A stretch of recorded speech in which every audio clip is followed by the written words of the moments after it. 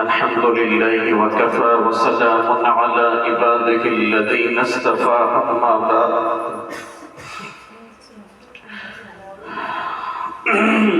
أعوذ بالله من الشيطان الرجيم بسم الله الرحمن الرحيم وَلَقَدْ يَسَّرْنَا الْقُرْآنَ لِلذِّكْرِ فَهَلْ مِن مُّدَّكِرٍ صدق اللہ العظیم۔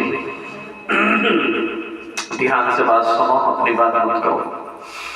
یہ دین کی مجلس کی بے ادبی ہوتی ہے اگر ہم نے اپنی دنیاوی بات کی۔ دین کی مجلس کا ادب یہ ہے کہ ایک تو اس میں ٹیک لگا کر نہ بیٹھا جائے، دوسرا کوئی دنیاوی بات نہ کی جائے۔ یہ دین کی مجلس کا ادب ہے۔ دین کی مجلس جتنی بھی چھوٹی ہوگی وہ نجات کا ذریعہ ہوگی، چاہے ایک سننے والا ہو ایک سنانے والا ہو۔ اتنی سی مجلس بھی ہوگی تو نجات کا ذریعہ ہوگی قیامت کے دن، اگر اللہ کے لیے سنایا جا رہا ہو بیٹھے ہیں اللہ کی باتوں کو۔ لیکن مجلس بہت بڑی ہو اور مجلس میں ادب نہ ہو، مجلس میں توازن نہ ہو، تو وہ مجلس کسی کام کی نہیں ہے۔ تو اس لیے دین کی مجلس کا ادب یہ ہے کہ چپ چاپ بیٹھ کر عمل کی نیت سے بات سنی جائے۔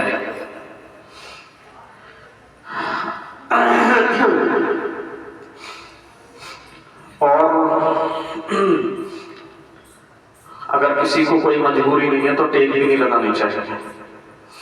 آج تقریباً یہ ہماری اس سال کی تربیت اجتماع کی 8ویں مجلس ہے۔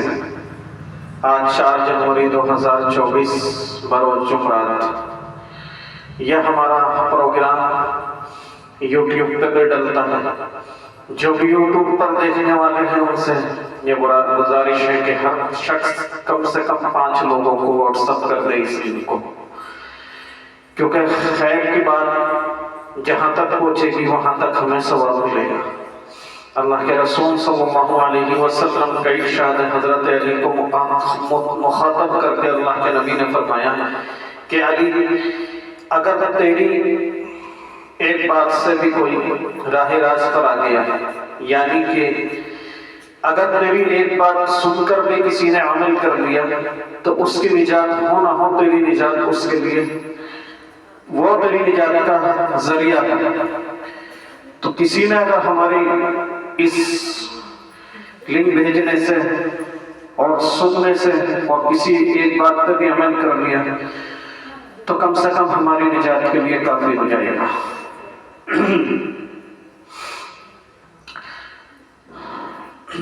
اللہ اپنی مجلس میں اسے بلاتا ہے جس سے اللہ کو محبت ہوتی ہے۔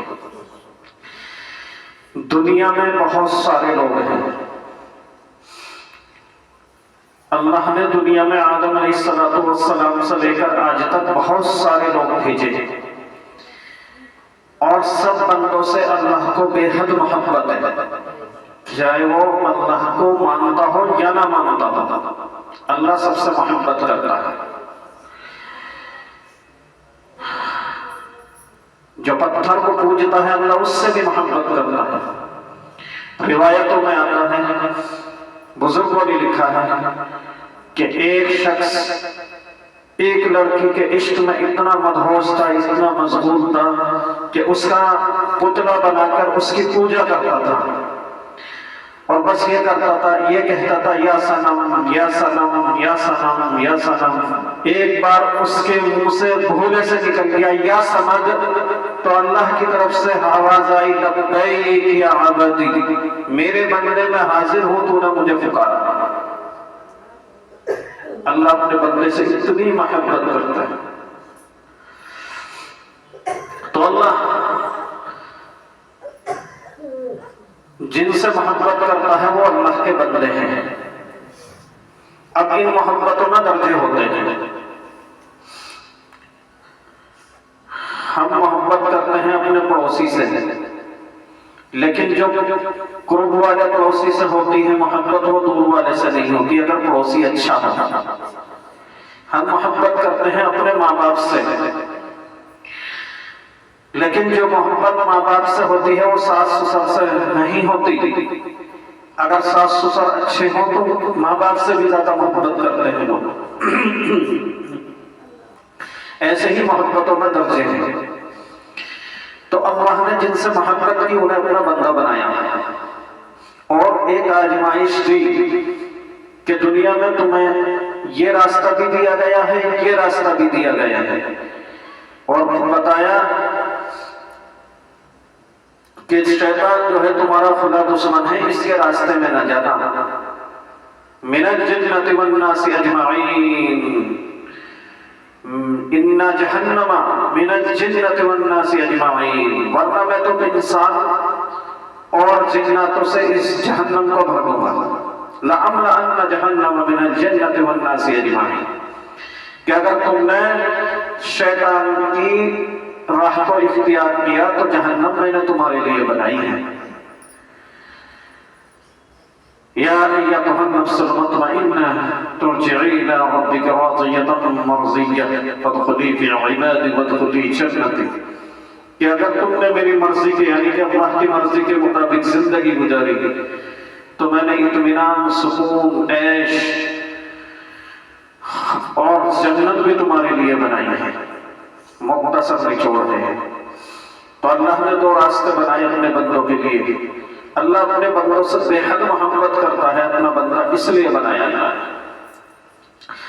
اور جن سے اللہ اور زیادہ محبت کرتا ہے اللہ نے ان کو ایمان کی دولت سے نوازا،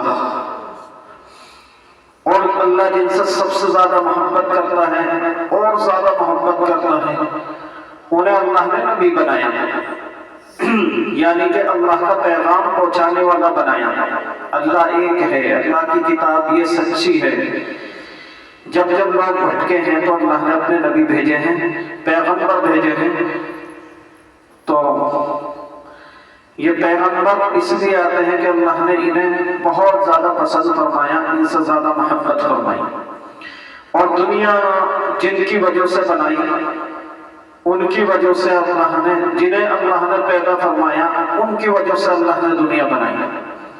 رسول اللہ صلی اللہ علیہ وسلم کی وجہ سے اللہ نے دنیا بنائی، انہی کی وجہ سے سارے بندے بنائی، انہی کی وجہ سے اللہ نے زمین و آسمان بنائی، یہ خوبصورت نظارے بنائی، دکھ و تکلیف اور عیش و عشرت بنائی۔ گویا اللہ نے جو بھی کچھ کیا ہے دنیا کے اندر، جو بھی دنیا بنائی ہے اللہ کے رسول صلی اللہ علیہ وسلم کے صدقے میں بنائی۔ تو سب سے زیادہ محبت اللہ نے اپنے نبی محمد رسول اللہ صلی اللہ علیہ وسلم سے کی۔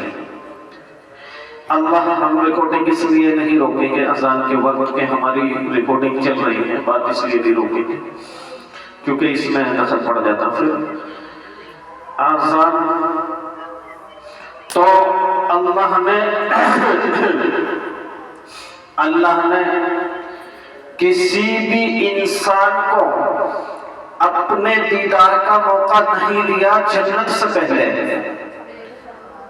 انسان کو اللہ نے جنت سے پہلے کسی بھی انسان کو اپنے دیکھنے کا موقع نہیں دیا کہ اللہ کو وہ دیکھ سکے، خواہ وہ نبی ہو یا انسان ہو، جنات ہو، فرشتہ ہو یا کوئی اور مخلوق ہو۔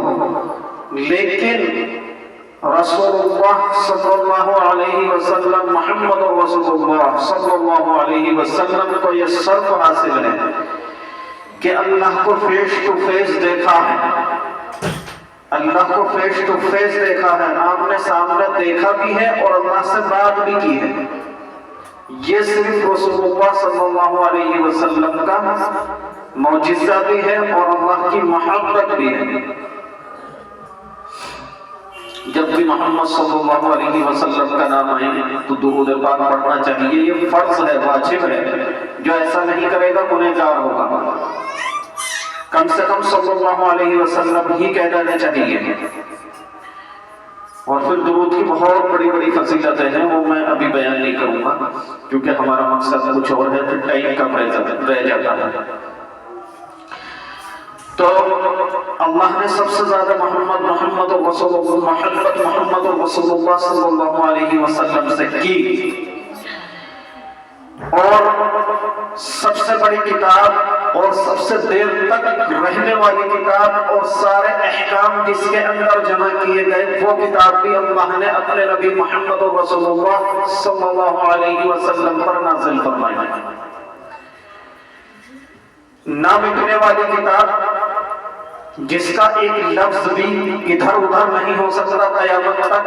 اگر اٹھائے گا قیامت قرب قیامت میں تو اللہ ہی اپنے پاس اٹھائے گا. بندے یا کوئی اور مخلوق اس کتاب کا ایک لفظ کا بھی مبالغہ نہیں کر سکتے. ایسی کتاب اللہ نے اپنے نبی محمد رسول اللہ صلی اللہ علیہ وسلم پر نازل فرمائی جس کا نام قرآن کریم ہے. اور جس سے اللہ نے اور زیادہ محبت کی تو اسے محمد رسول اللہ صلی اللہ علیہ وسلم کی امت میں پیدا فرمایا. اور جس سے اللہ نے اور زیادہ محبت کی تو اسے ایمان والا بنایا. محبت کے درجے ہوتے ہیں نا. اور اللہ نے جس سے اور بھی زیادہ محبت کی اسے ایمان والے کے گھر میں پیدا فرمایا. اور زیادہ محبت کی تو اسے علم دین کی دولت سے نوازا. اور اللہ نے جس سے سب سے زیادہ محبت کی دنیا میں سب سے زیادہ محبت کی تو اس نے اللہ نے اپنی مجلس میں بیٹھنے کی توفیق عطا فرمائی. اپنی مجلس میں بلایا. یہ اللہ کی محبت کی نشانی ہے جو آپ یہاں بیٹھے ہو. ورنہ بہت سارے بچے آتے ہیں یہاں, بہت سارے بچوں کے مائیں ہیں. کسی نے فون نہیں اٹھایا, کسی نے یوں کہہ دیا کہ مجھے ڈاکٹر کے جانا, کسی نے کہہ دیا مجھے دعوت میں جانا, کسی نے کہہ دیا تو میرا شوہر اس وقت آتا ہے تو میں کھانا بناتی ہوں. اس میں حرج ہو جاتا ہے. تو اللہ اس کو پسند فرماتا ہے جو کوشش کرتا ہے.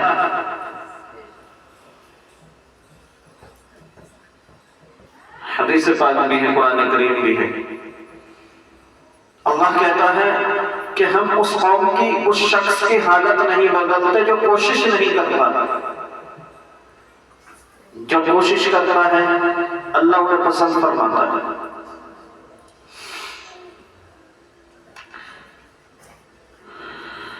یہ تربیت اجتماع کا مقصد ہمارا یہ ہوتا ہے کہ یہ جو ہماری اولادیں ہیں یہ اللہ کی نعمت ہے, اللہ کی امانت ہے ہمارے پاس.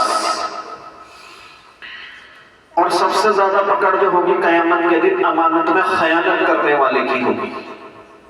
امانت جیسے ہم نے 10 روپے کسی کے پاس رکھے کہ یہ 10 روپے رکھ لو, ہمارے جب ضرورت پڑے گی لے لیں گے یا کبھی ہم پھر لے لیں گے, تو یہ اس کو امانت کہتے ہیں. اب امانت رکھنے والوں میں 2 شخص ہوتے ہیں, ایک امانت دار ایک خیانت دار. امانت دار وہ ہے جو سیم ٹو سیم بالکل اسی طرح امانت لوٹا دے جس طرح رکھی گئی تھی. اور خیانت دار وہ ہے جو امانت میں خیانت کرے, بے ایمانی سے کام لے. تو خیانت دار کی اللہ کے یہاں بخشش نہیں ہے.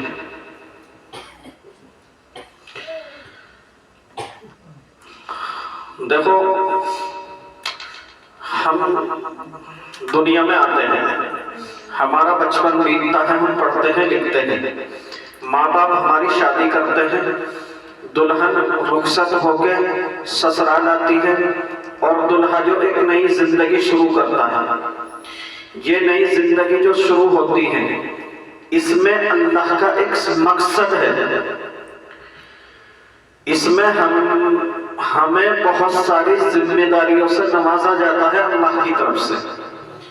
اگر ہم نے ان ذمہ داریوں سے ہاتھ کھینچا تو ہم خیانت دار ہیں, اور اگر ہم نے ان ذمہ داریوں کو پورا کیا تو ہم امانت دار ہیں.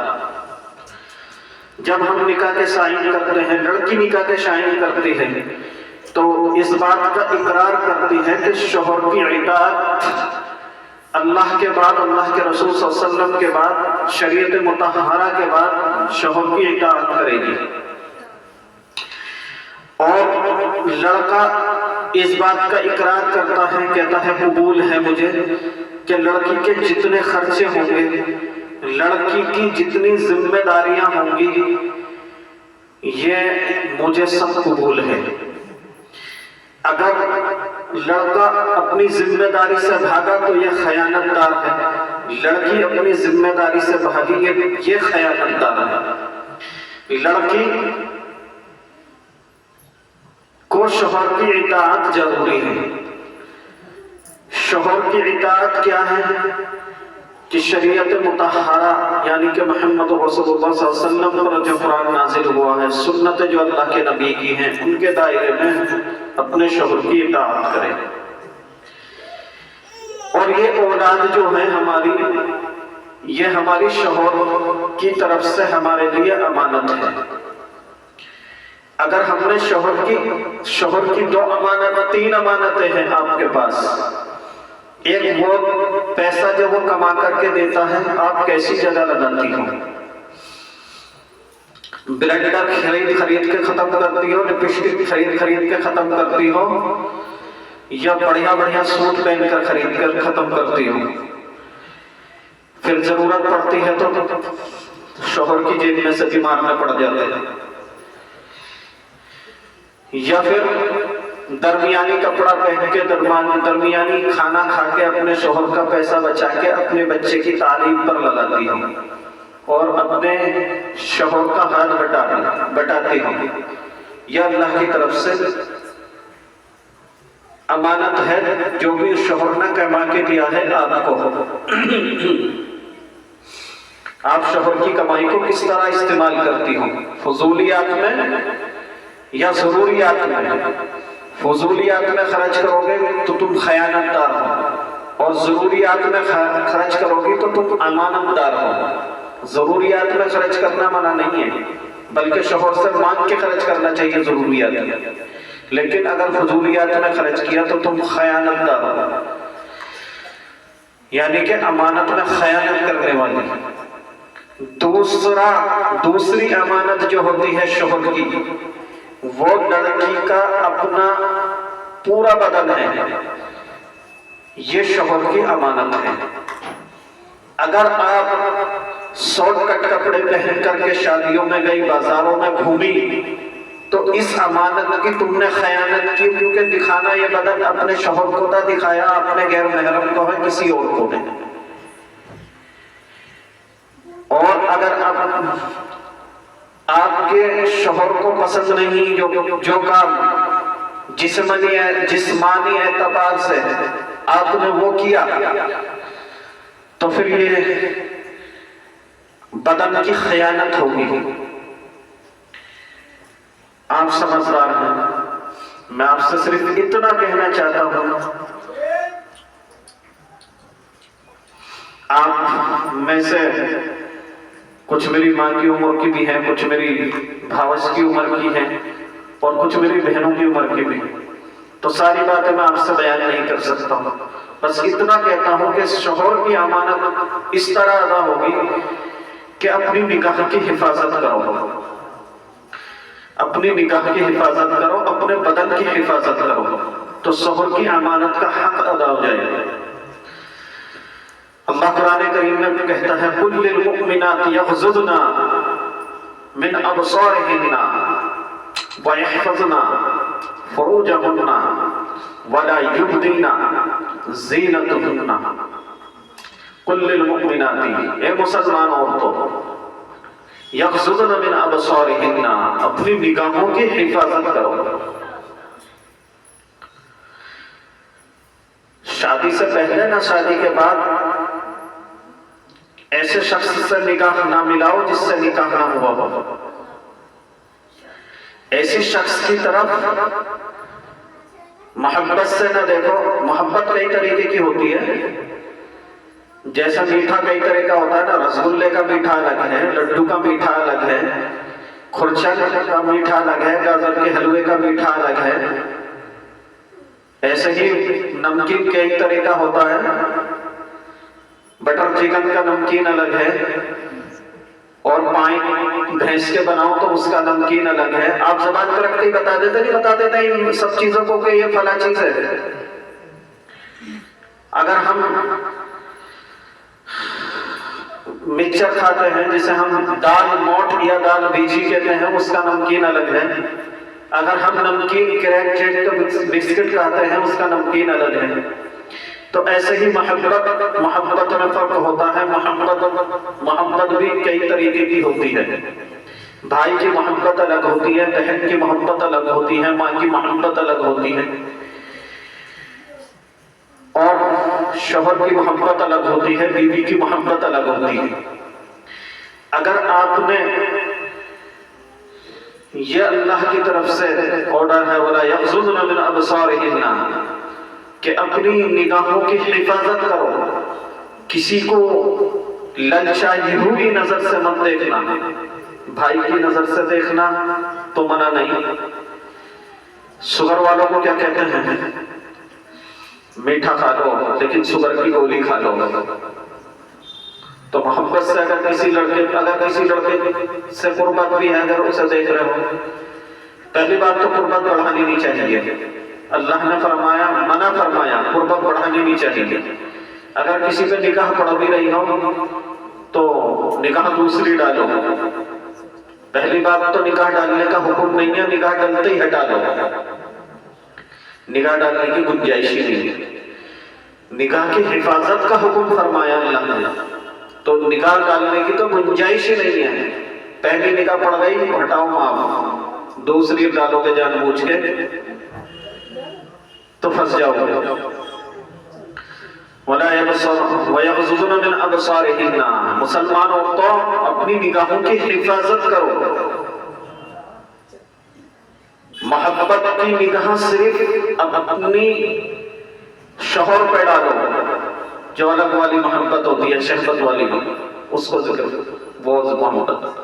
باقی بھائی کی محبت، بہن کی، باپ کی محبت، وہ نگاہ الگ ہوتی ہے.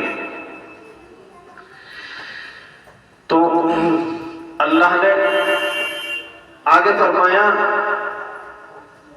وَلَا يَغْضُضْنَ مِنْ أَبْصَارِهِنَّ وَيَحْفَظْنَ فُرُوجَهُنَّ اور اپنے بدن کی حفاظت کرو. حتیٰ کہ اللہ نے یہ فرمایا وَلَا يَضْرِبْنَ بِخُمُرِهِنَّ کہ جو زیور تو نے پہن رکھا ہے، تو قدم اس طرح رکھ زمین پہ، وَلَا يَضْرِبْنَ بِخُمُرِهِنَّ کہ غیر مرد کے کانوں میں تیرے زیور کی کھنکھناہٹ بھی نہ پڑے.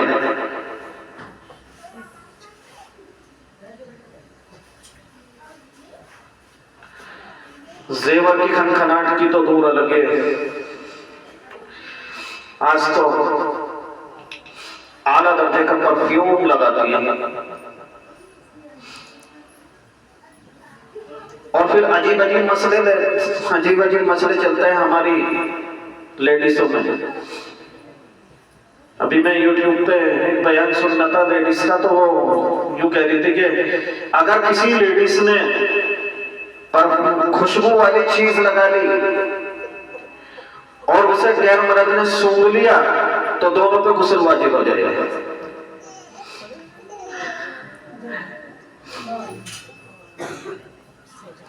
دل تو وہ لیڈیز کی، ورنہ اس کے کومنٹ میں لکھتا میں کہ تیرا غسل اتنا کمزور ہو سکتا ہے جو خوشبو سے ٹوٹ جائے. الحمدللہ ہمارا تو بدبو سے بھی نہیں ٹوٹتا تھا. پھر ایسے بدتمیزی کے مسئلے ہیں. دیکھو خوشبو لگانا اس لیے منع ہے لیڈیز کو کہ غیر مرد اس خوشبو کی طرف متوجہ ہو کر اس کے قد و قامت کو نہ دیکھے، اس لڑکی کو نہ دیکھے، اس عورت کو نہ دیکھے. جب بستر میں لیٹتی ہے تو خود خوشبو لگائے، سنت ہے. رات کو اپنے گھر پہ رہے تو اپنے کپڑوں میں، اپنے دوپٹے میں، اپنے بستر میں خوشبو چھڑکے، سنت ہے.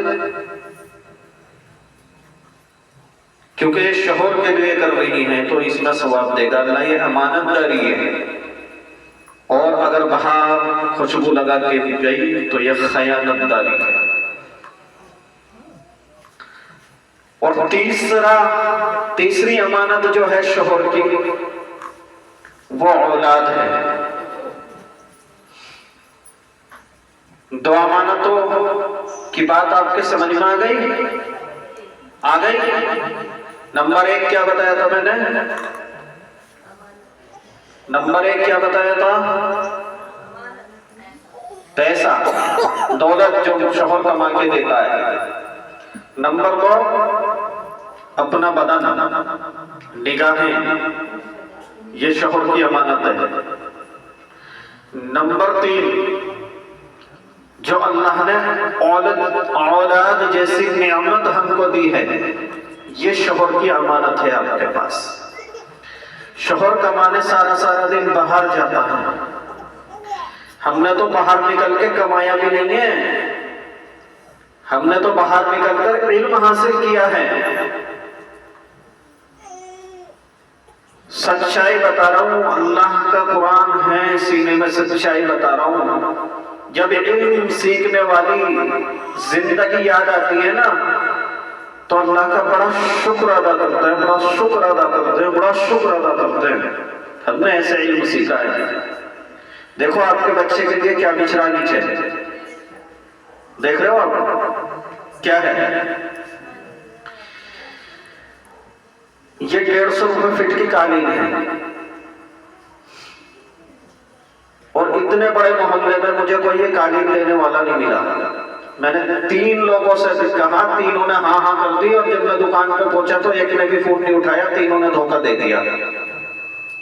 अब मैंने कटवाली कालीन, वहां लिखा हुआ था दरवाजे पे कि कटा हुआ माल वापस नहीं है। अब मैं बहुत फंस गया, क्या करूं? मेरी जेब में भी पैसे नहीं, मेरे घर पे भी पैसे नहीं। 5000 रुपए की कालीन लिए मैंने अपने बच्चों के लिए। मैंने अपने भांजे को फोन करा, मैंने कि भाई पैसे डाल, कहीं से भी लेके डाल, मैं दे दूंगा 1 आध महीने में। उसने पैसे डाले ऑनलाइन। जब ये हम कालीन लेके आए तो 5000 रुपए की कालीन लाए हम आपके बच्चों के बैठने के लिए। और फिर भी कुछ लोग अपने बच्चों को पढ़ने नहीं बैठ रहे, सुबह में छुट्टी है तो सुबह में भेज ही नहीं रहे कि सर्दी हो रही है, ठंड हो रही है। आप देख रहे हो कितना पैक है यहाँ से। गली में क्रिकेट खेलेगा, यहाँ ठंड हो रही है। कबूतरबाजी करेगा, यहाँ ठंड हो रही है। पतंगबाजी करेगा, यहाँ ठंड हो रही है। तो हमने जो इल्म सीखा है ना, अगर हमारे जगह आप बैठ जाते उस स्टार्ट पे बैठ करके हमने इल्म को सीखा है, तो आप इतनी देर नहीं बैठ सकते जितनी देर मुझे बात करते हुए हो गई आपसे। आप इतनी देर बैठ नहीं सकते थे उस पर, लेकिन हमें मुसलसल 7 घंटे रोजाना उस पर बैठना होता था। सर्दी में 3-4 बार मुझे बुखार होता था, लेकिन अल्हम्दुलिल्लाह अल्लाह ने जज्बा ऐसा दिया था कि बुखार हो, तबीयत खराब हो, हमें क्लास में हाजिरी देनी थी। तो हमें नेमतों की कदर नहीं है। मैं अपने बच्चों से यही कहता हूं कि अल्लाह का शुक्र अदा करो, अल्लाह की नेमतों को इस्तेमाल करो। मैं आज इन कालीनों में बैठकर भी शुक्र अदा करता हूं कि अल्लाह कितना शुक्र है तेरा कि इन बच्चों को तूने कालीन तो दे दी। हमारे उस्ताद तो ना छुट्टी देते थे सर्दी में, ना कालीन। इनमें ऐसा सीखा हमने। और फिर कैसे सीखा? आपके बच्चे को तो अल्हम्दुलिल्लाह अल्लाह ने हर चीज से नवाजा है। निगाह से भी नवाजा है, आंखों से भी नवाजा है, हाथ पैरों से भी नवाजा है।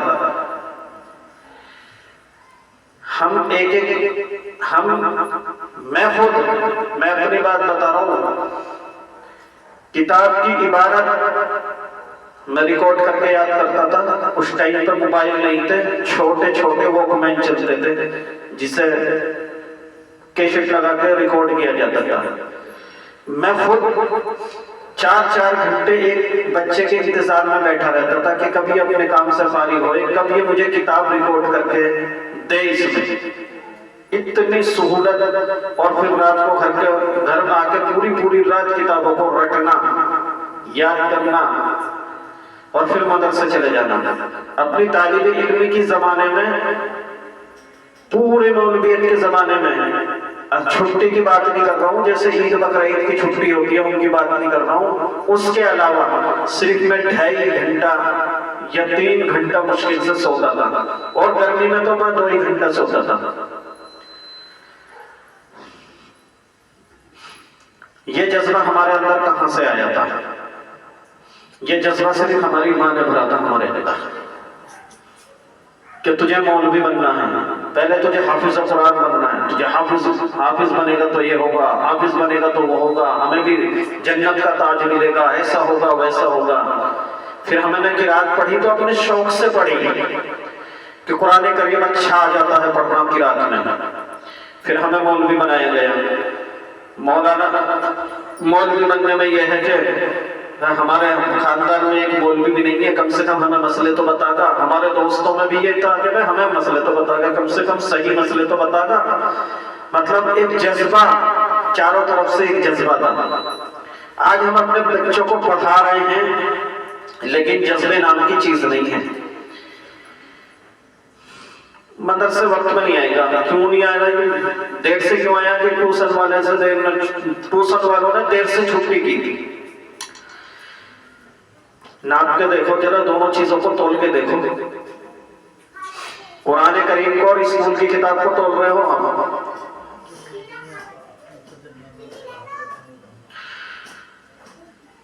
اگر کل اللہ کے نبی صلی اللہ علیہ وسلم نے یہ سوال کر لیا آپ سے، میں بار بار اس بات کو کہتا ہوں کہ عیسائی کی کتاب زیادہ تھی میری کتاب سے، یا اللہ نے یہ سوال کر لیا کہ یہ عیسائی کی کتاب زیادہ تھی تمہارے نزدیک، اس کی زیادہ ویلیو تھی جو زیادہ وقت اس نے دیا۔ ابھی ہمارے پاس ایک شخص ایڈمیشن کرانا ہے تو انہوں نے بالکل ترجیح ساری اسکول کو اور ٹیوشن کو دی۔ میں نے کہا بھائی قرآن کیوں پڑھا رہے ہوگے؟ اگر تمہارے اسکول بچے پھر اتنا وزن ہے اسکول کا، ٹیوشن سے ٹائم نہیں ملتا، بس آدھا پون گھنٹہ دو گے تو کیوں پڑھا رہے ہو قرآن؟ جی تم قرآن پڑھانے کو بھی منع کر رہے ہو۔ میں نے کہا قرآن پڑھانے کو منع نہیں کر رہا ہوں، قرآن کی اہمیت لاؤ پہلے دل کے اندر۔ تمہارے دل کے اندر اہمیت اس چیز کی ہے جس میں تمہارا پیسہ بہت سارا لگ گیا۔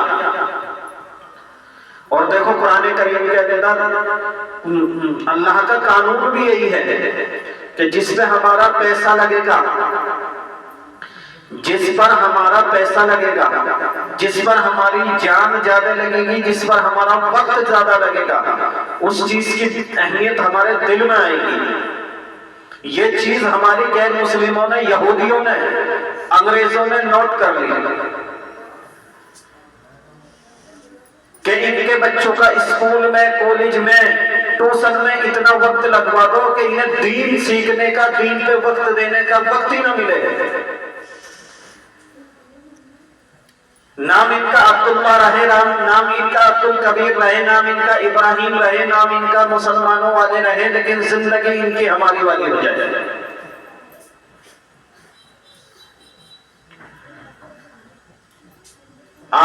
بچہ ہمارا، پیسہ ہمارا، وقت ہمارا لگ رہا کہاں ہے؟ عیسائی کے، یہودیوں کے اسکول میں ان کی تہذیب اور ان کی تمدن سیکھنے کے لیے۔ آج کم سے کم، بہت کم 5 گھنٹے تو بچہ اسکول میں لگا ہی رہا ہے، 2 گھنٹے ٹیوشن میں، دن کے 7 گھنٹے چلے گئے بچے کے تو کیا رہ جاتا ہے دن کے اندر؟ پھر وہ مدرسے آتا ہے، ماں باپ کہہ رہے ہیں کہ اسے دینیات مت پڑھاؤ، انیہ پڑھنے کو منع کرنا، میں نہیں پڑھنے کا۔ اگر یہ دینیات نہیں پڑھنے کا تو وضو بھی نہیں سیکھنے کا، جب یہ وضو نہیں سیکھنے کا تو اس کی نماز بھی نہیں ہونے کی۔ اگر یہ دینیات نہیں سیکھنے کا، اس میں غسل بھی نہیں آنے کا، بالغ ہونے کے بعد ناپاک پھرے گا، تمہارے جنازے میں شریک ہوگا تو ناپاک ہوگا، مسجد میں جائے گا تو ناپاک جائے گا، کیونکہ غسل سیکھا ہی نہیں ہے۔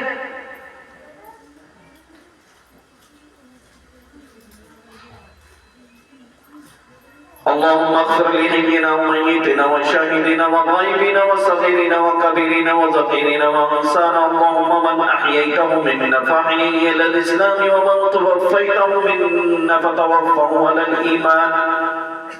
یہ جنازے کی نماز کی دعا ہے۔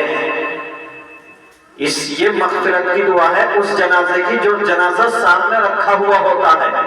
آپ کے بات سمجھ میں آ رہی ہے؟ بات سمجھ میں آ رہی ہے؟ جی. ان سے پوچھ رہا ہوں اندر والوں سے. آپ کی بات سمجھ میں آ رہی ہے؟ یہ جنازے کی نماز کی کیا ہے؟ دعا. یہ دعا ہے جنازے کی نماز کی. اور اس نماز جنازہ میں بندہ کیا کہتا ہے؟ اللہم اغفر لحینا ومیتنا.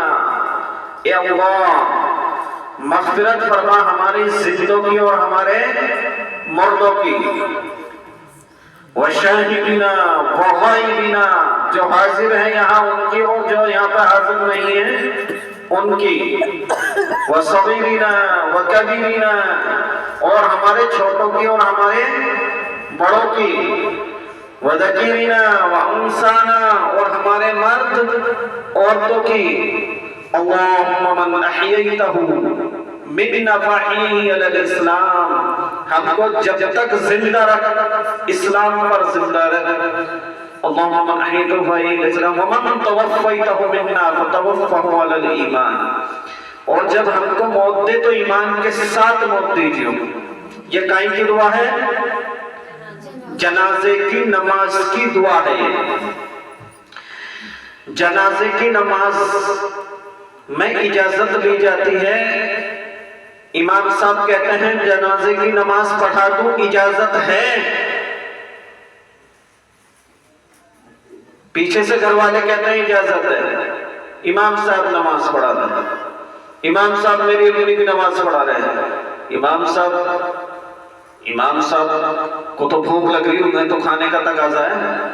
یا امام صاحب کو تو بچے پڑھانے ہیں، انہیں کو تو بچے پڑھانے کا تقاضا ہے. یا زیادہ ہی ہمدرد ہیں امام صاحب تو ہمدرد ہے بس. وہ کیسے کہیں گے آنکھ نہ سنا کہ اللہم اغفر لحینا، تو کہیں گے اللہم اغفر لحینا ومیتنا وشاہدنا وغائبنا وصغیرنا. اللہ اکبر. تجربہ کر کے دیکھو، تجربہ کر کے دیکھو. اگر میری ماں کا جنازہ ہے اور میں سامنے کھڑا ہوں اور میں نے ہاتھ باندھ رکھے ہیں اور میرے دل میں تصور آئے گا کہ میری ماں دنیا میں نہیں ہے، یا میری بہن دنیا میں نہیں ہے، یا میرا بھائی دنیا میں نہیں ہے، یا میرا باپ دنیا میں نہیں ہے، تو میرے زبان سے کون سا اللہم اغفر لکھ لے گا؟ پہلے دل تڑپے گا، پھر آنکھ چھلکے گی، اس کے بعد اللہم اغفر لحینا نکلے گا میرے زبان سے. اور اللہ کے رسول صلی اللہ علیہ وسلم کا ارشاد ہے کہ وہ دعا قبول، اس دعا کے قبول ہونے میں جس دعا کے مانگنے میں آنسو نکل جائیں، جس دعا کے مانگنے میں آنسو نکل جائیں، اس دعا کا قبول نہ ہونا ایسے ہی ناممکن ہے جیسے بھینس کے تھن سے دودھ نکل جائے اور واپس چلا جائے. آپ نے دیکھا کبھی بھینس کے تھن سے دودھ نکل کے واپس جائے گا یا جاتا ہوا دیکھا آپ نے؟ آپ سمجھ میں آئی آپ کی بات؟ تو سب سے پہلا حق جو ہے کس کا ہے نماز جنازہ پڑھانے کا؟ اگر باپ ہے بیٹے کا پڑھائے، بیٹا ہے باپ کا پڑھائے، بھائی ہے بھائی کا پڑھائے، بہن ہے بھائی پڑھائے، ماں ہے بیٹا پڑھائے.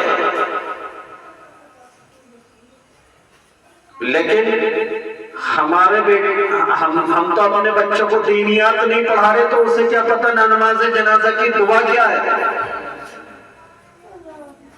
ہم اپنے بچے کو دینیات نہیں پڑھائیں گے تو اس کو کیا پتا چلے گا کہ ماں کی قبر پہ کھڑے ہو کے کیا پڑھنا چاہیے، باپ کے قبر پہ کھڑا ہو کے کیا پڑھنا چاہیے، میرے دادی دادا دنیا سے چلے گئے، ان کی قبر پہ کھڑا ہو کے کیا پڑھنا چاہیے.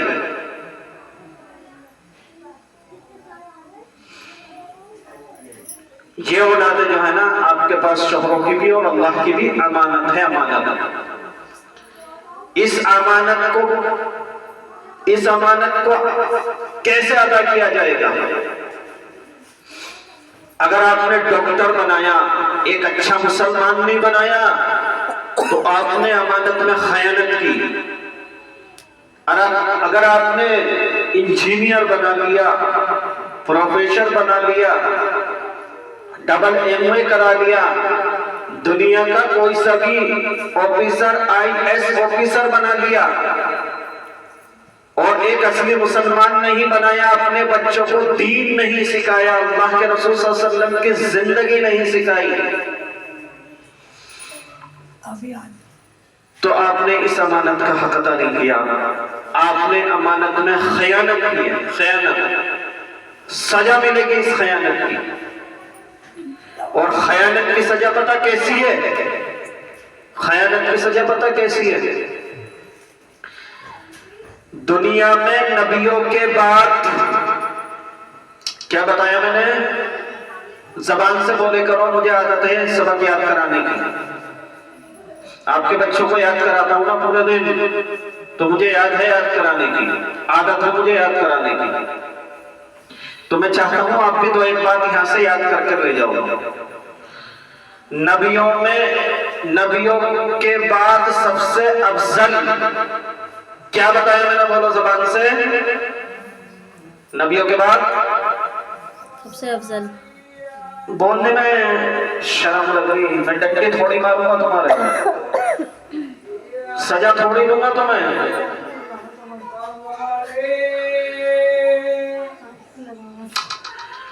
بولو نبیوں کے بعد سب سے افضل، نبیوں کے بعد سب سے افضل کون ہے؟ کون ہے نبیوں کے بعد سب سے افضل؟ صحابہ، اللہ کے رسول محمد رسول اللہ صلی اللہ علیہ وسلم کے صحابی۔ کون ہے نبیوں میں سب سے افضل؟ صحابی، حضور صلی اللہ علیہ وسلم کے صحابی۔ کس کو کہتے ہیں صحابی؟ جن نے حضور صلی اللہ علیہ وسلم کو دیکھا ہو، ان پر ایمان لایا ہو، اور ایمان کی حالت میں وفات پائی ہو، یعنی کہ موت آئی ہو، ایسے شخص کو کیا کہتے ہیں؟ صحابی۔ جنگ تبوک یا جنگ یرموک کا موقع تھا، بہرحال کسی جنگ کا موقع تھا، جو کافروں سے چھین کر لاتے ہیں مسلمان، اس مال کو مال غنیمت کہتے ہیں۔ مسلمانوں نے کافروں سے جنگ کی اور ان سے مال چھینا، تو اس مال کو کیا کہتے ہیں؟ مال غنیمت۔ مال غنیمت کا ذمہ دار بنایا گیا کچھ صحابہ کو، تو انہوں نے یہ سوچا، چوری نہیں کی انہوں نے، بس یہ سوچا ہوگا کہ اللہ کے نبی نے ہمیں ذمہ دار بنایا ہے، ایک چادر میں استعمال کر لوں، اللہ کے رسول صلی اللہ علیہ وسلم سے بتا دوں گا میں، کیونکہ صحابہ اکرام نے یہ ضرور سوچا ہوگا کہ بتا دوں گا میں۔ اچانک سے ایسا ہوا کہ جب وہ مال غنیمت کا مال لے کر چلے، دشمن کی طرف سے تیر آیا اور ان کے بدن میں پیوست ہوا، اور اسی میں اس کی جان چلی گئی۔ کس کی؟ صحابی کی۔ تو پتہ کیا فرمایا حضور صلی اللہ علیہ وسلم نے؟ اللہ کے رسول صلی اللہ علیہ وسلم نے فرمایا کہ میں نے دیکھا، میری آنکھیں دیکھ رہی ہیں کہ ان نے فلا چادر میں خیانت کی تھی، اور وہ چادر اس کی بدن سے جہنم کی آگ بن کر کے لپٹ رہی ہے۔ کس کے؟ صحابی کے۔ اگر دنیا میں یہ ساری دنیا ولیوں سے بھر جائے، اللہ کے فرما برداروں سے بھر جائے، تو جب بھی چھوٹے سے چھوٹے صحابی کے قدموں کی دھول کی برابر نہیں ہو سکتے، اتنا بڑا درجہ ہے صحابی کا۔ تو امانت میں خیانت والے کو اتنی بڑی سزا ملتی ہے، اگر اپنے آپ نے اپنی اولاد کی امانت کو اچھی طرح ادا نہیں کیا، تو اللہ قیامت میں اس کی سزا دے گا ہمیں۔ یہی اولاد ہمیں ہمارا گریبان پکڑ کے ساری نیکیوں کو نظر انداز کر کے جہنم میں لے جائے گی اللہ سے درخواست کر کے، اگر ہم نے اس امانت میں خیانت کی۔ بڑی خوشی خوشی آدمی شادی کرتا ہے، لڑکی بھی بڑی خوش ہوتی ہے کہ آج مجھے نئے زندگی کا آغاز ہو رہا ہے، اور لڑکے کے قدم بھی زمین پہ نہیں ہوتے کہ اب مجھے دلہن مل گئی، مجھے ایک نیا جہاں مل گیا۔ لیکن اگر انہی دونوں کو ہم نے علم کی دولت سے نوازا ہے، اگر ہم نے ان دونوں کو دین علم سکھایا ہے، دین سکھایا ہے، ایمان سکھایا ہے، اللہ کے رسول صلی اللہ علیہ وسلم کی سنتیں سکھائی ہیں، اللہ کا حکم سکھایا ہے، تو ان دونوں کی زندگی اس بات کے لیے تیار ہوگی کہ جیسے ہم نئی زندگی شروع کر رہے ہیں تو ایسے ہی ہمیں بہت ساری امانتوں کو ادا کرنا ہے، ان میں خیانت نہیں کرنی ہے۔ اس لیے ماں جو ہوتی ہے نا، ماں وہ بچے کا آدھا مدرسہ ہوتی ہے۔ ہم آدھا مدرسہ کیوں ہوتی ہے ماں؟ کیونکہ ہم نے یہاں پانی پینے کی سنتیں سکھائی ہیں، بچے کو پانی پینے کا طریقہ سکھایا ہے۔ اب جو استعمال کرائے گی اس کی ماں استعمال کرائے گی، 24 گھنٹے یا 12 گھنٹے یا 6 گھنٹے جو یہ رہتا ہے اپنی ماں کے پاس رہتا ہے، کھانا جو اسے کھلائے گی وہ ماں کھلائے گی، استنجا جو اسے کرائے گی وہ ماں کرائے گی۔ استنجا کی سنتیں ہم نے سکھا دی، یاد کرا دی، استنجا کیسے جانا ہے، بیت الخلا کیسے جانا ہے۔ اب تو ٹائلٹ کہتے ہیں، بیت الخلا تو لوگ بھول گئے، کیا کہتے ہیں؟ ٹائلٹ، جس میں ٹائلٹ کہتے ہیں۔ ایک پڑھی لکھی فیملی میں پڑھانے جاتا تھا کبھی بچپن مطلب جب میں پڑھ رہا تھا تو عمر رشیدہ تقریباً 12 بچوں کی امی، کیونکہ اتنے ہی بچے ہیں ان کے، سارے بچے بہترین پڑھے لکھے ہیں، لڑکیاں ساری ماشاءاللہ پڑھی لکھی، کوئی ایم اے، کوئی ڈبل ایم اے، کوئی فلاں ٹیچر، کوئی فلاں ٹیچر۔ ایک بچے کو اب میں وہاں جو ہے وہ پڑھاتا تھا، 5-8 تقریباً 17 بچے آتے تھے وہاں میرے پاس، تو میں نے فلاں بچے کو بلانے بھیجا، بھائی اسے لے کر بلاتا تھا۔ ان نے کیا کر کے کہ مولانا اس کو دست ہو رہے ہیں، وہ اس لیے نہیں آیا۔ تو اب میں نے جو ہے نا نام میں ہاتھ رکھ کے کتنا بدتمیز ہے، شرم نہیں آتی تجھے، لوز موشن نہیں کہہ سکتا۔ میں نے ترنت کیا، میں نے کہ لوز موشن سے عطروں کی مہک پھوٹ رہی ہے، لوز موشن سے اگر عطر کی مہک پھوٹتی ہے تو بات سمجھ میں آتی ہے۔ وہ اور بھی زیادہ بدزن ہوگا مجھ سے، مولانا تم بھی ان پڑھوں والی بات کرو۔ میں نے کہ میں تو ان پڑھ ہوں، بینک میں بھی انگوٹھا لگاؤں، میں تو ان پڑھ ہوں، میں اگر بینک میں جاؤں پیسے نکالنے ڈالنے میں تو وہاں بھی انگوٹھا لگاؤں، میں تو ان پڑھ ہوں۔ لیکن مجھے یوں بتا دو، لوز موشن سے کون سی خوشبو آ رہی ہے، جو یا دستوں سے کون سی بدبو آ رہی ہے؟ تو انگریزوں نے اتنی محنت کی ہے، بات سمجھنے کی یہ ہے، اس کے لیے بتائیے میں نے بات، انگریزوں نے ہمارے دلوں پہ، ہماری نسلوں پہ، ہماری عقلوں پہ، ہماری شکلوں پہ اتنی محنت کی ہے کہ ہمیں اپنی زبانیں بھی بری لگنے لگی ہیں۔ یہ ہے اصل بات سمجھنے کی۔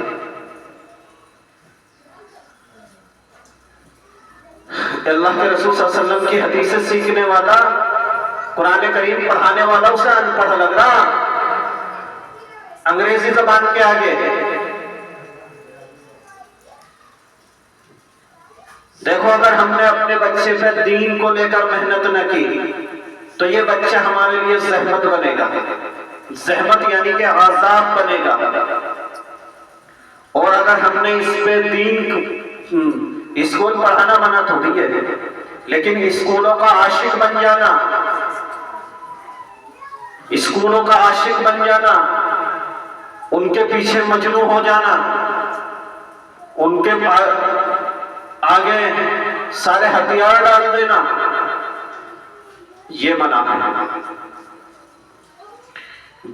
مجھے تو اب اس بات کا دکھ ہونے لگا ہے کہ لوگ دینیات نہیں پڑھا رہے اسکول کے چکر میں اپنے بچے کو۔ اگر ہم اب سے 4 سال پہلا ریکارڈ اٹھا کے دیکھیں اپنا لاک ڈاؤن سے پہلے کا، تو دینیات اتنی بڑھیا پڑھتے تھے ہمارے بچے، اتنی اچھی دینیات پڑھتے تھے کہ کوئی بچہ ایسا نہیں تھا جس نے کتاب پوری نہ کی ہو ہماری دینیات۔ آج ماں باپ آئے کہنے ماں باپ کہ جی یہ کتاب کو میں نے پڑھنے کو نہیں ہے، یوں کہہ رہا میں نہیں پڑھنے کا قرآن۔ میں نے کل کو یہ کہہ دے گا کہ میری بیوی رہے گی اس کمرے میں، اس بڑھیا کو باہر نکال۔ جو 7-8 سال کا بچہ تمہارے بس میں نہیں ہے، جس دن یہ 18 سال کا ہو گیا تمہیں تو لات مارے گا۔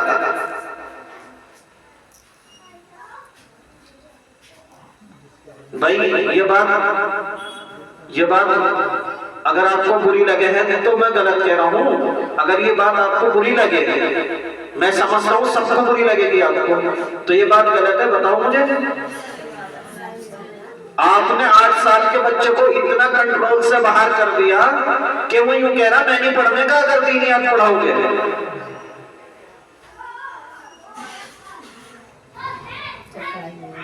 سوچو ذرا، اس بچے کو وضو نہیں آنے کا، غسل نہیں آنے کی، نماز نہیں آنے کی، نماز جنازہ نہیں آنے کی، عید کی نماز نہیں آنے کی، تو پھر یہ کون سا مسلمان ہے؟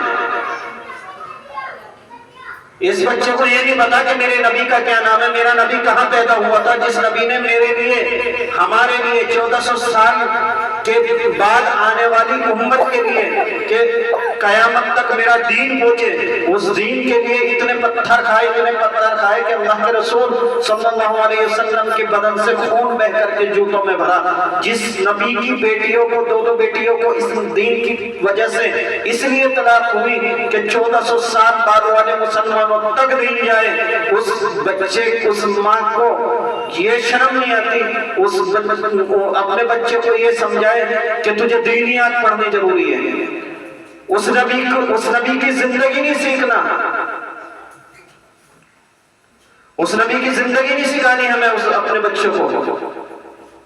جو نبی ہمارے لیے ساری رات تو رویا، اور ایک ہی لفظ اس کی زبان پہ کہ اللہ میری امت کو معاف کر دے، میری امت کو معاف کر دے۔ اگر قیامت کے دن اللہ نے یا اللہ کے نبی نے آپ سے سوال کر لیا کہ میں نے تو راتیں خراب کی تھی، جوانی کی رات تھی میری، 4000 مردوں کی طاقت دی تھی اللہ نے اپنے نبی محمد رسول اللہ صلی اللہ علیہ وسلم کو، اور 11 بیویاں دی تھی، 11 بیویوں کو چھوڑ کے 4000 مرد کی طاقت لے کر کے مصلی بچھا کر کے اللہ کے سامنے سجدے میں رونے والا کس کے لیے؟ ہمارے لیے۔ اگر اس نبی نے یہ سوال کر دیا کہ تو اپنے بچے کی دھمکی سے ڈر گئی تھی، میرا دین نہیں سیکھنے کا، وہ تو نے میری زندگی نہیں سکھائی اپنے بچوں کو، تو ہم کیا جواب دیں گے؟ ہمارے پاس جواب ہے تو مجھے بتا دو تاکہ میں بھی یاد رکھوں، ہو سکے میں بھی دے دوں پھر وہ جواب ہے ہمارے پاس جواب۔ آپ کو یہاں پیرنٹس میٹنگ کے نام پر بلایا جاتا ہے، تو پیرنٹس میٹنگ تربیتی اجتماع نہیں سمجھ میں آتا کس کے؟ 2-3 تو مجھ سے پچھلی بار بھی پوچھ سکے کہ وہ تربیتی اجتماع کیا ہے، یہ ڈائری میں لکھا ہوا؟ تو پیرنٹس میٹنگ آتی ہے ہماری سمجھ میں، تربیتی اجتماع سمجھ میں نہیں آتا۔ پیرنٹس میٹنگ کہاں سے آئی؟ پیرنٹس میٹنگ تمہارے گھروں میں ہوتی ہے، اسکولوں میں ہوتی ہے۔ یہی محنت اسکولوں میں ہوتی ہے، ہمارے بچوں کا دین چھینا جائے۔ قسم خدا کی اگر تم نے صحیح طرح مدرسوں میں اپنے بچوں کا وقت نہیں لگوایا تو ہمارے معاشرے میں ایسے لوگ پیدا ہو چکے ہیں جس کا نام عارف خان تھا۔ عارف خان کون تھا؟ یہ ملون عارف خان، جب بابری مسجد کو ڈھانے کے لیے رتھ یاترا لے جائی گئی تھی تو یہ اس کا ڈرائیور تھا. آج یہ بی جے پی کے اندر راجیہپال بنا بیٹھا ہے, بڑے بڑے عہدے لے رہا ہے یہ عارف خان, اور قرآن کریم کی آیتوں پہ اعتراض کرتا ہے. یہ کولیجوں کا کانوینٹوں کا پڑا ہوا ہے عارف خان. یہ کسی انگریز کی, کسی یہودی کی اولاد نہیں ہے, یہ مسلمان باپ کی اولاد ہے, مسلمان دادا کا پوتا ہے, یہ مسلمان نانا کا نواسا ہے, مسلمان نانی کا نواسا ہے. ایسے بنیں گے ہمارے بچے؟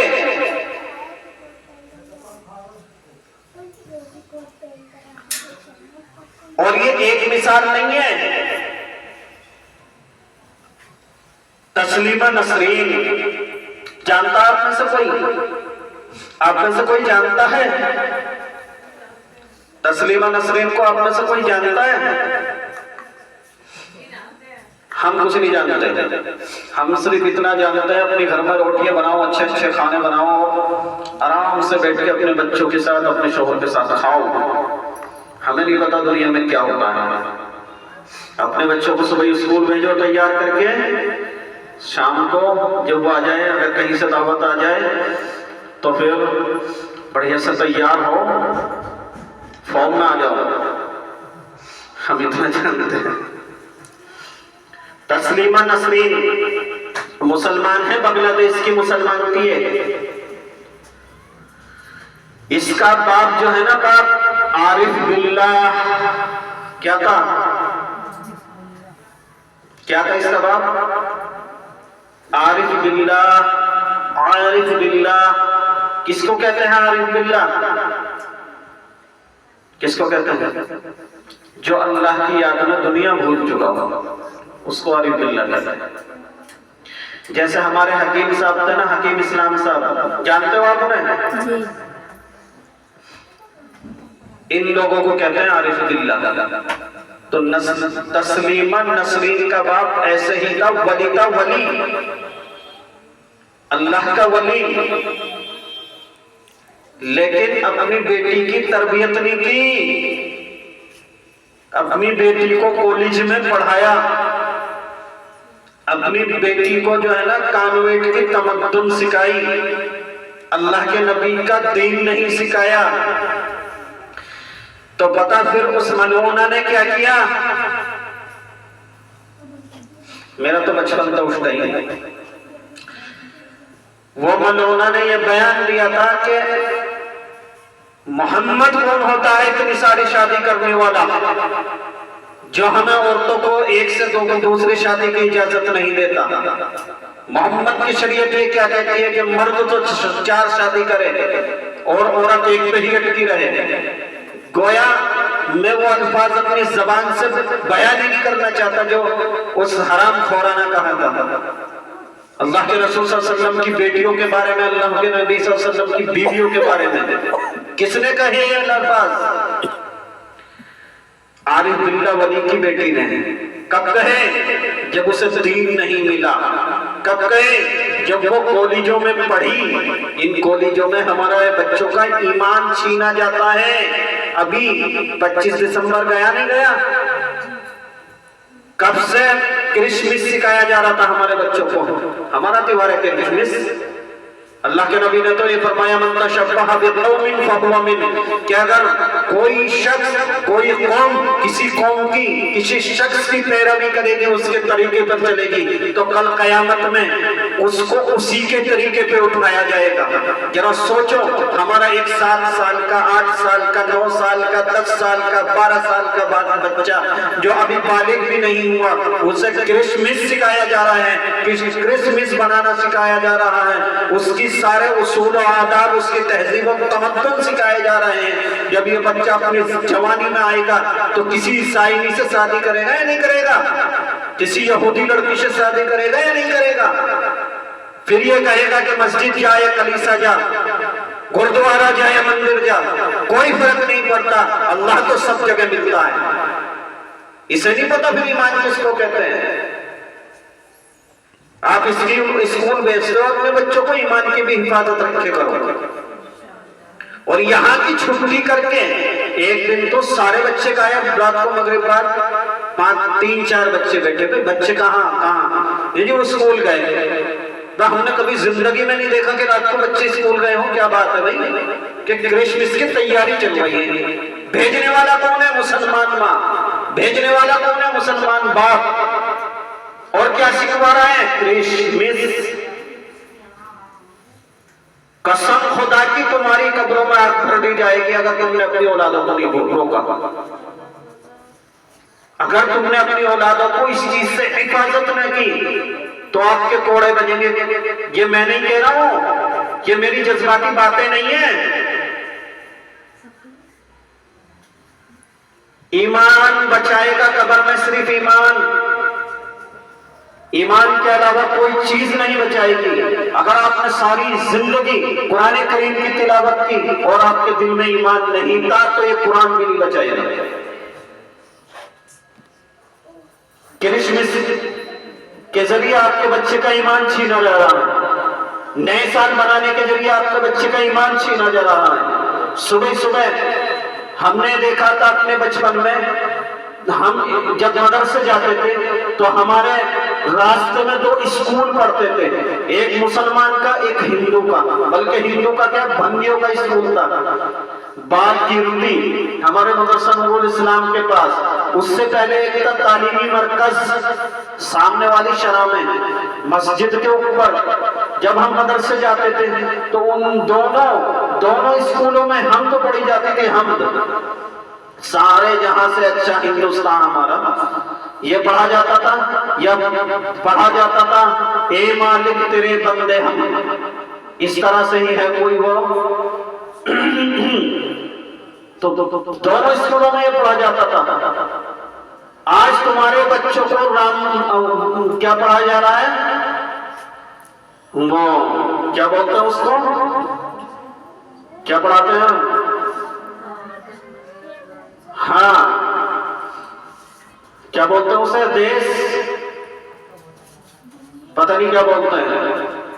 بہرحال اس میں ایسی چیزیں موجود ہیں جو ہم زبان سے نکالیں گے تو شرک ہو جائے گا، اللہ کے ایک ہونے کا انکار ہو جائے گا۔ جب 8 سال کا بچہ 4 سال تک یا 6 سال کا بچہ 10 سال تک یہ پڑھے گا تو اس کی ایمانی کیفیت کہاں رہ جائے گی؟ بہت سوچنے کی، بہت غور کرنے کی بات ہے۔ جن من گڑھ ایسے ہی کچھ پڑھا جاتا ہے، وہ دیش بھکتی کا گیت کہتے ہیں اس کو، لیکن اگر اس میں پورا اس کو پڑھا جائے تو اس کے اندر کفر موجود ہے۔ بندے ماترم، اس طرح کچھ وہ گیت پڑھا جاتا ہے۔ آپ کو پتا بندے ماترم کا مطلب؟ ساری دنیا اعتراض کرتی ہے، سارا ہندوستان اعتراض کرتا ہے، بڑے بڑے سپر اعتراض کرتے ہیں کہ تم بڑے بندے ماترم کیوں نہیں کہتے، تو ہندوستان جے کیوں نہیں کہتے؟ آپ کو پتا ہے کہ بندے ماترم کا مطلب کیا ہے؟ کہ ہندوستان ہم تیری عبادت کرتے ہیں۔ بندے ماترم کا مطلب یہ ہے، کر لیں گے ہم ہندوستان کی عبادت؟ ہیں کس کی عبادت کرتے ہیں ہم؟ اگر ہم نے اللہ کے علاوہ کسی اور کی عبادت کی، ان اللہ لا یغفر ان یشرک بہ ویغفر ما دون ذلک لمن یشاء، اللہ قرآن کریم میں کہتا ہے کہ میں سارے گناہوں کو معاف کر دوں گا تمہارے لیے، لیکن اگر میرے علاوہ کسی اور کی عبادت کی، میرے علاوہ کسی اور کو پالنہار مانا، میرے علاوہ کسی اور کو پروردگار مانا، میرے علاوہ یہ سمجھ لیا کہ فلاں آدمی یا فلاں شخص یا فلاں مخلوق یہ چیز دیتی ہے، تو اسے اللہ نہیں بخشے گا۔ کوئی بخشش نہیں ہے اس کے اللہ کے یہاں جس نے اللہ کے علاوہ کسی اور کی عبادت کی۔ اپنے بچوں کے ایمان کی فکر کرو، فکر جیسے ہم روٹی کی فکر کرتے ہیں، کپڑے کی فکر کرتے ہیں، ان کی ٹھنڈ کے موسم میں گرم کپڑوں کی فکر کرتے ہیں، ایسے ہی دل میں جو اللہ کے ایک ہونے کا یقین ہے، اللہ کے رسول صلی اللہ علیہ وسلم کی محبت ہے، اپنے بچے کے دل کی فکر کرو اس چیز میں۔ اگر آپ نے فکر نہیں کرا تو مرنا آپ کو بھی ہے، مرنا مجھے بھی ہے. ایک بار ہمیں دفنا کر کے زندگی میں پھر کوئی نہیں کھولے گا. اللہ کے رسول صلی اللہ علیہ وسلم نے فرمایا بھئی جب ہم مر جاتے ہیں تو ہمارا نام اعمال بند ہو جاتا ہے. کون ہے ایک طرف بیٹھو، جو ہمارا نام اعمال بند ہو جاتا ہے نا. یہ آخری بات بتا رہا ہوں، بس غور سے سنو. جب ہم مر جاتے ہیں تو ہمارا نام اعمال بند ہو جاتا ہے، نہ گناہ لکھا جاتا ہے نہ نیکی لکھی جاتی ہے. ہر بار بتاتا ہوں میں اس بات کو، آپ کے یاد ہو گئی ہوگی یہ بات، مجھے امید ہے. نہ نیکی لکھی جاتی ہے مرنے کے بعد ہماری، نہ بولو نہ گناہ لکھا جاتا. میں اس لیے بلواتا ہوں کہ بولنے سے جو ہے نا دل میں بات اترتی ہے. قبر میں جانے کے بعد ہمارا نام اعمال بند، کتاب بند کر کے رکھ دیتے ہیں. کرامن کاتبین، کون ہے کرامن کاتبین؟ دو فرشتے جو ہمارے دونوں کاندھے پہ ہوتے ہیں. ایک فرشتہ نیکی لکھتا ہے اور دوسرا گناہ لکھتا ہے. تو یہ فرشتے جو ہیں کرامن کاتبین ہماری کتاب بند کر کے ایک طرف رکھ دیتے ہیں. اب نہ نیکی لکھی جائے گی نہ گناہ لکھا جائے گا. لیکن محمد رسول اللہ صلی اللہ علیہ وسلم نے فرمایا کہ چند چیزیں ایسی ہیں کہ جن کی نیکی بھی لکھی جاتی ہے، مرنے کے بعد نیکی پہنچتی رہتی ہے قبر میں اور گناہ بھی پہنچتا رہتا ہے قبر میں. اگر آپ نے کسی بچے کو ناچنا سکھا دیا، ڈانس سکھا دیا، گانا سکھا دیا، گٹار بجانا سکھا دیا، پیانو کی کلا سکھا دی، تو اس کا گناہ بھی قبر میں کیا ہوگا؟ پہنچتا رہے گا. اور اگر ہم نے اپنے کسی بھی بچے کو، اپنے بچے کو نہیں، اپنے کی بات تو الگ ہوتی ہے، اگر ہم نے کسی بھی انسان کو، بچے کو نہیں انسان کو لے لو، لڑکی ہو یا لڑکا، جوان ہو یا بچہ، بوڑھا ہو کوئی بھی ہو، اگر ہم نے کسی انسان کو نیکی کی بات سکھا دی، اچھی بات سکھا دی، قرآن کریم کا ایک لفظ ہی سکھا دیا، حدیث کا ایک لفظ ہی سکھا دیا، ایک مسئلہ سکھا دیا، یا کسی کو سیدھا راستہ بھی بتا دیا، تو یہی نیکی. بھئی ہم نے کسی کو سکھایا الحمدللہ رب العالمین، ہم مر گئے. اب آگے کوئی اسے نماز سکھانا والا نہیں رہا، وہ نماز میں یہی پڑھتا رہا الحمدللہ رب العالمین، تو اس کا ثواب بھی ہماری قبر میں پہنچتا رہے گا. یعنی کہ ایک نیکی اگر کسی کو ہم نے سکھا دی اور وہ اسے کرتا رہا، چاہے دنیا کا کوئی بھی انسان ہو، شرط یہ ہے مسلمان ہو، تو اس نیکی کا ثواب ہماری قبر میں پہنچتا رہے گا. اور سب سے مین صدقہ جاریہ ہے ہماری اولاد. اگر ہم نے اپنی اولاد کو نیک بنا دیا تو اس کا ثواب صرف ماں باپ کو ہی نہیں پہنچے گا، دادا دادی کو بھی پہنچے گا، نانا نانی کو بھی پہنچے گا، اور جتنے اس نیک بنانے میں شریک ہوں گے ان سب کو پہنچے گا. بھئی ایک خاندان مختلف خاندان، ایک خاندان ساجے میں رہتا ہے،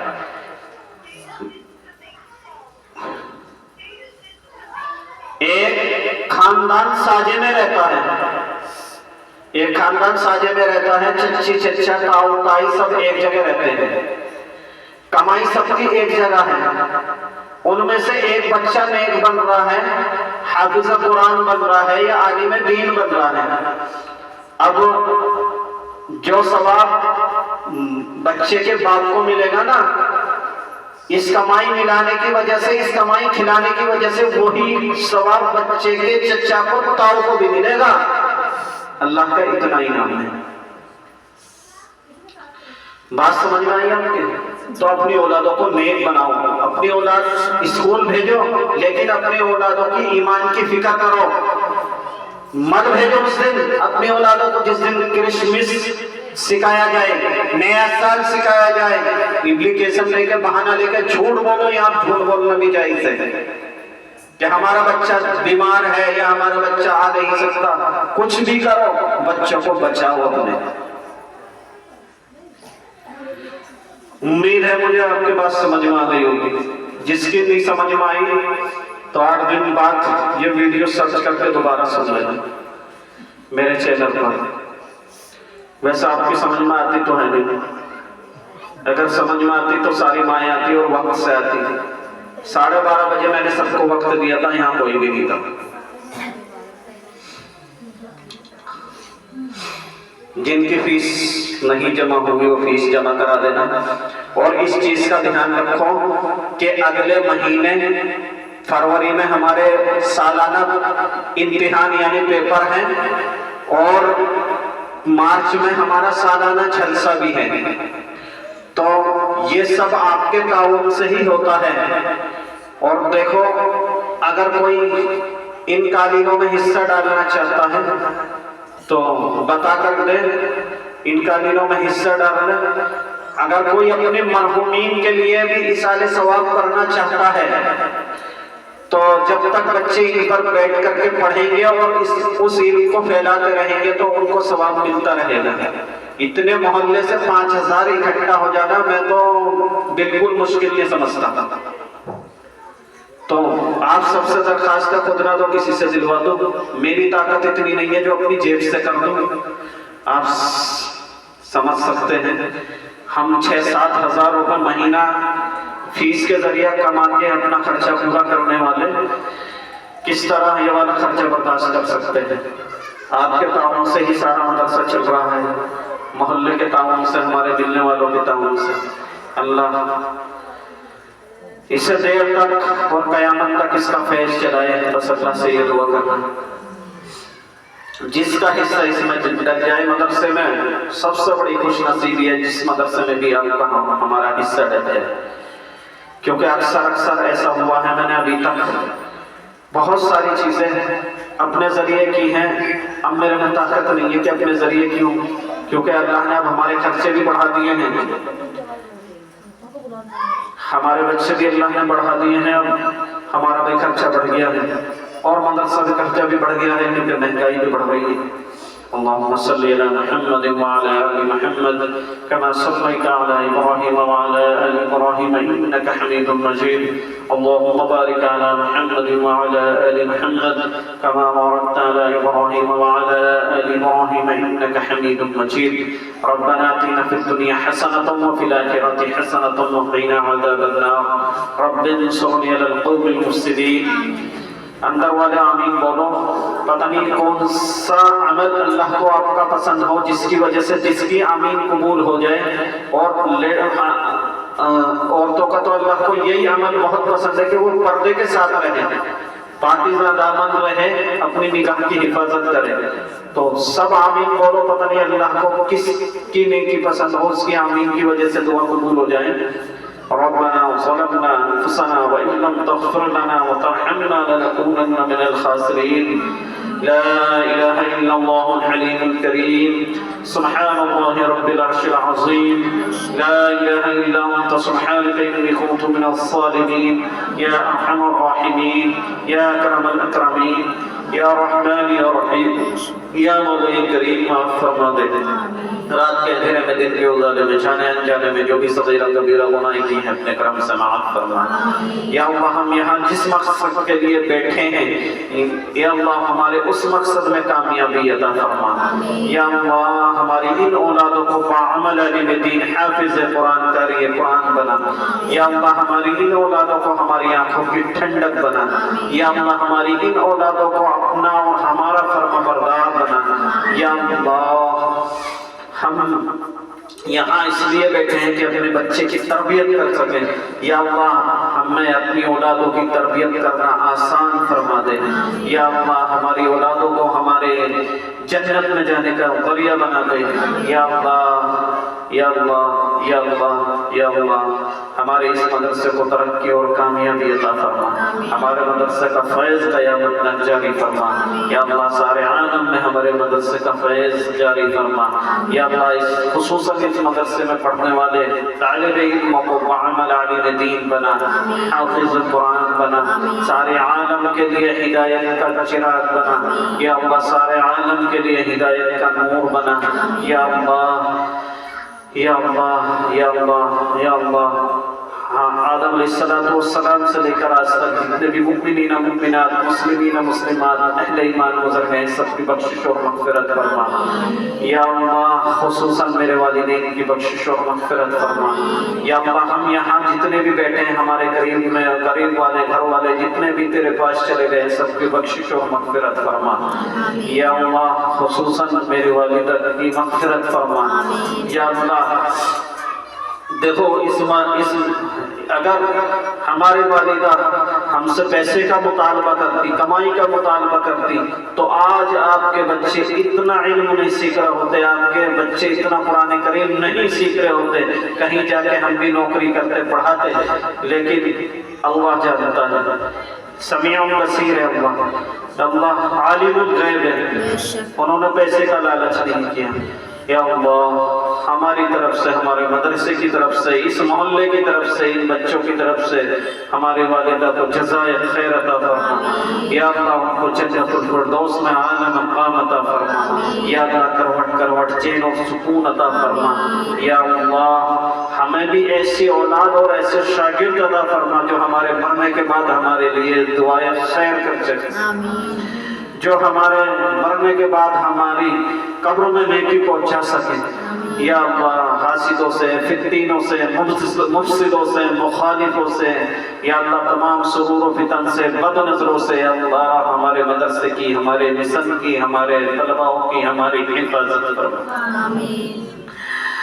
یا اللہ جو بیمار ہیں انہیں شفا عطا فرما، جو بے روزگار ہیں یا اللہ امت میں بہت لوگ بیمار ہیں انہیں شفا عطا فرما، بچے ہمارے ہاں ایک عریبہ چھوٹی سی بچی پڑھتی ہے، اس کی امی بیمار ہیں، اسپتال میں ہیں، چھوٹے چھوٹے بچے ہیں بیچارے کے، اللہ ان کی عمر کو دراز فرمائے، اللہ ان کو صحت اور تندرستی عطا فرمائے، اللہ ان کا سایہ بچوں کے اوپر دیر تک قائم اور دائم فرمائے، اللہ بچوں کی برکت سے ان کو صحت اور تندرستی عطا فرمائے۔ ہمارے سامنے ہماری بزرگ ہیں، ہماری بڑی ہیں، بچپن سے ہم نے دیکھا ہے، تائی ہیں ہماری رہتی ہیں، مرض میں مبتلا ہے، اللہ ان کے مرض کو ختم فرمائے، اللہ ان کو صحت اور تندرستی عطا فرمائے، اللہ ان کی عمر میں برکت عطا فرمائے، اور جو بھی ہم میں بیمار ہیں ہمارے قریب والوں میں اللہ سب کو شفا عطا فرما، اے اللہ سب کو تندرستی اور صحت عطا فرما، اے اللہ محتاجگی سے، مفلسی سے، غربت سے، ذلت سے، رسوائی سے، تباہی سے، ہر حادثے سے ہماری اور ہمارے گھر والوں کی حفاظت فرما، سارے عالم کے مسلمانوں کی حفاظت فرما، یا اللہ جو تیرے گھر کے لیے قبلہ اول کے لیے دشمن سے لڑ رہے ہیں، یا اللہ کفر سے ٹکرا رہے ہیں، یا اللہ بہت ساری عورتوں نے اپنے یا اللہ بچوں کو یتیم کیا، بہت سارے مردوں نے اپنے بچوں کو یتیم کیا، یا اللہ نوجوان عورتیں بیوہ ہو گئی ہیں، یا اللہ یا اللہ یا اللہ چھوٹے چھوٹے بچوں کے ٹکڑے کر دیے گئے ہیں، یا اللہ یہ سب قربانیاں تیرے گھر کے لیے ہیں، یا اللہ یا اللہ یا اللہ ہم سے اور قربانی نہ لے، یا اللہ ہم سے اور قربانی نہ لے، یا اللہ ان کے اندر قربانی دینے کی طاقت ہے، لیکن اللہ ہمارے دل کے اندر برداشت نہیں ہے ان کی قربانی دیکھنے کی، اے اللہ ان کے اندر تو نے قربانی دینے کی طاقت رکھی ہے، اے اللہ ہماری آنکھوں میں قربانی دیکھنے کی طاقت نہیں، اے اللہ ان مخلص لوگوں سے قربانی نہ، اے اللہ انہیں فتح عطا فرما، اے اللہ فلسطین کے مجاہدینوں کو، مسلمانوں کو فتح عطا فرما، اے اللہ تو دیکھ رہا، اے اللہ ہم نے تیرے قرآن میں پڑھا ہے تو سب سے زیادہ دیکھنے والا، اے اللہ تو معصوموں کو طرف آنکھ برسائی جا رہی ہے تو دیکھ رہا، اے اللہ تو سب سے زیادہ سننے والا، اے اللہ تو دھماکوں کی آواز کے ساتھ تصور کرو، ذرا تصور کرو آپ کرم رضائی میں سو رہے ہیں، بے شک آپ صبح کو اٹھ کر بہترین ناشتہ کھاتا ہے. بے شک ذرا تصور کرو اپنے دل میں. آج ہمیں ٹھنڈ لگ رہی ہے تو ہم چادر اوڑھے بیٹھے، بے شک لیکن ایسی سردی میں، ایسی ٹھٹر سردی میں، اس سے کہیں 4 گنا زیادہ سردی ہے وہاں. بے شک چھوٹے چھوٹے بچے بے گھر ہیں. بے شک اللہ اپنی مدد فرما. آمین ایاک نعبد و ایاک نستعین. بے شک اللہ ہم تیری عبادت کرتے ہیں. بے شک اللہ جب سے ہوش سنبھالا ہم نے تیرے سوا کسی کے آگے سر نہیں جھکایا. بے شک اللہ ہم تیری عبادت کرتے ہیں. بے شک اللہ ہم تیرے علاوہ کسی کو معبود نہیں مانتے. بے شک اے اللہ ہم دعا بھی تجھی سے مانگتے ہیں. بے شک اے اللہ ہم مدد بھی تجھی سے مانگتے ہیں. بے شک اے اللہ جس پر تو نے قرآن کریم کو نازل کیا، بے شک اے اللہ جس کے صدقے میں تو نے دنیا کو بنایا، بے شک اے اللہ جس کے صدقے میں تو نے آدم کو معاف فرمایا. بے شک اے اللہ اس نبی محمد صلی اللہ علیہ وسلم کے صدقے، اے اللہ فلسطین کے مجاہدینوں کی، مسلمانوں کی، اے اللہ ہر جگہ ہر لمحہ ہر طریقے سے مدد فرما. آمین اے اللہ ظالم کی تمام یا اللہ سازشوں کو ناکام بنا. آمین یا اللہ امت مسلمہ کے مجاہدینوں کی، خصوصاً فلسطین کے مجاہدینوں کی حمایت فرما. آمین اے اللہ جن کا کوئی حمایتی نہیں. بے شک 70 ملک ہمارے، لیکن سب بے ایمان. اللہ سب بے ایمان ہے، بے شک کیونکہ ان کے اندر ان کے پاس طاقت بھی ہے، فوجیں بھی ہیں، کوئی مجاہدین کی حمایت نہیں ہے. اے اللہ ہم سب بے غیرت ہو چکے. بے شک اے اللہ کوئی ان کی حمایت نہیں کرتا. بے شک ہمارے چھوٹے چھوٹے بچے ٹکڑے کیے جا رہے ہیں. بے شک اللہ ہماری بہنوں کی عزتیں اتاری جا رہی ہیں، بے شک تار کی جا رہی ہیں. بے شک ابھی ایک ویڈیو دکھائی گئی کہ سارے فلسطین کے بہت سارے مسلمانوں کو ایک میدان میں اکٹھا کر کے ننگا کیا گیا. اے اللہ کتنا آسان ہے سننا، بے شک کتنا آسان ہے سننا. بے شک اپنی تو اپنی ہم دوسری کی بہن کو اس طرح نہیں دے سکتے، بے شک ان سے تو ہمارا ایمانی رشتہ ہے. اللہ تیرے نبی نے فرمایا کہ ایمان والے سارے ایک بدن کی طرح ہیں. بے شک اے اللہ بہت تکلیف ہوتی ہے، بے شک ہم ان کا ساتھ نہیں دے سکتے، بے شک لیکن تیری نبی نے فرمایا کہ مومن کا دعا ہتھیار ہے. بے شک اے اللہ ہم اس ہتھیار کو تو استعمال کر سکتے ہیں. اے اللہ ظالم کے ظلم سے اے اللہ ان کو نجات عطا فرما. آمین یا اللہ سب بے غیرت ہو گئے ہیں، کوئی ان کی حمایت نہیں کر رہا.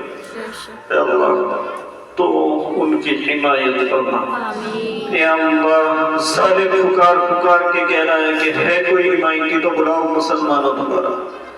اے اللہ مسلمانوں کی غیرت مر چکی اس لیے کہ تیری نبی کی سنت کو چھوڑا، تیرے حکم کو توڑا. بے شک اے اللہ اے اللہ اے اللہ مسلمانوں کی حمایت فرما. آمین اے اللہ فلسطین کے مجاہدینوں کی، مسلمانوں کی حمایت فرما. آمین اے اللہ تیرے سے طاقتور حمایتی کون ہو سکتا؟ بے شک اے اللہ مسلمانوں دعا کیا کرو. خصوصاً یہ آپ پہ فرض ہے، آپ پہ جیسے نماز پڑھنا ہے نا، ایسے فلسطین کے مجاہدینوں کے لیے دعا کرنا فرض ہے. اگر نہیں کی تو آپ گنہگار ہو گئے.